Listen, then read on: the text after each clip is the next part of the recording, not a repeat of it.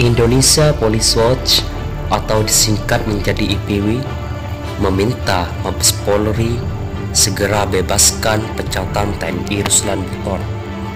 Ketua Presidium IPW Indonesia Police Watch, Nita Espani, mengatakan apa yang dituduhkan Polri kepada Ruslan tidak mempunyai dasar hukum yang jelas, hanya menunjukkan sikap parno jajaran kepolisian yang tidak promoter, kata Nita dalam keterangan pers Minggu 31 Mei 2020. IPW menilai Ruslan sebagai rakyat hanya sebatas menyampaikan aspirasi. Dia mengingatkan penyampaian aspirasi seorang rakyat dijamin oleh Undang-Undang Dasar 1945, sehingga Polri boleh menangkap dan memeriksa Ruslan lalu mengingatkannya untuk kemudian melepaskannya. Seperti diketahui, Ruslan yang juga ex-TNI ditangkap di rumahnya di Kecamatan Wabula, Buton, Sulawesi Tenggara pada Kamis 28 Mei 2020. Penangkapan ini dilakukan setelah Ruslan meminta Presiden Jokowi mundur lewat video yang viral di media sosial pada 18 Mei 2020. Dalam video itu, Ruslan menilai tata kelola berbangsa dan bernegara di tengah pandemi corona sulit diterima oleh akal sehat. Ruslan mengkritisi kepemimpinan Jokowi.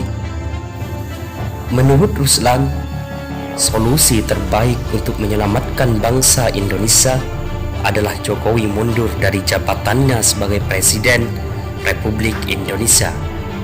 Bila tidak, bukan mustahil akan terjadi gelombang gerakan revolusi rakyat.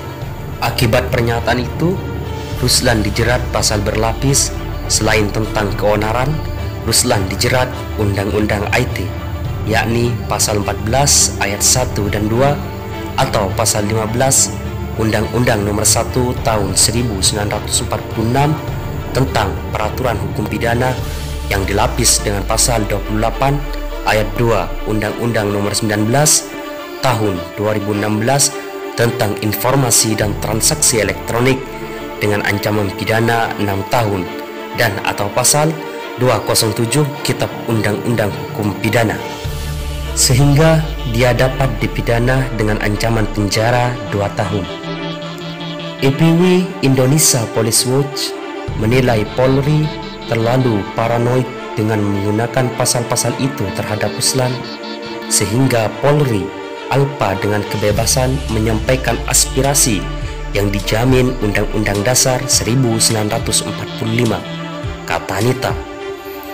Menurut Nita, Ruslan sebatas menyatakan aspirasi dan mengingatkan serta tidak ada tindakan pidana. Ada ajakan untuk membuat tindakan pidana yang dilakukannya. Sebab itu, Nita menegaskan tindakan Ruslan belum dapat dikualifikasi sebagai sebuah tindakan pidana, apalagi membuat keonaran. Begitu juga mengenai pasal informasi bohong yang disangka polis terhadap Ruslan. Menjadi pertanyaan di mana bohongnya, ungkapnya. Nita menegaskan, apakah dengan pernyataan Ruslan itu Jokowi bisa serta-merta berhenti jadi presiden? Jawabannya tentunya tidak. Sebab pemberhentian presiden sudah diatur Undang-Undang Dasar 1945 dengan memenuhi 5 persyaratan. Pertama, bila terlibat korupsi. Kedua, terlibat penyuapan. Ketiga, pengkhianatan terhadap negara. Dan keempat, melakukan kejahatan dengan ancaman lebih dari 5 tahun. Dan yang terakhir, kalau terjadi keadaan di mana tidak memenuhi syarat lagi. Di luar itu, membuat kebijakan apapun, Jokowi tidak bisa diberhentikan di tengah jalan, apalagi hanya membuat kebijakan mengatasi COVID-19, kata Nita. Nita menegaskan jika polisi terlalu paranoid terhadap pernyataan Ruslan, Polri bisa saja memanggil, menangkap, dan memeriksanya, tetapi kemudian membebaskannya setelah menasihati atau mengingatkannya. Sebab kata Anita dalam konteks menyampaikan aspirasi, penangkapan itu menjadi kurang relevan, dikualifikasi sebagai tindak pidana, dan hanya menunjukkan arogansi serta superioritas Polri yang tidak promoter.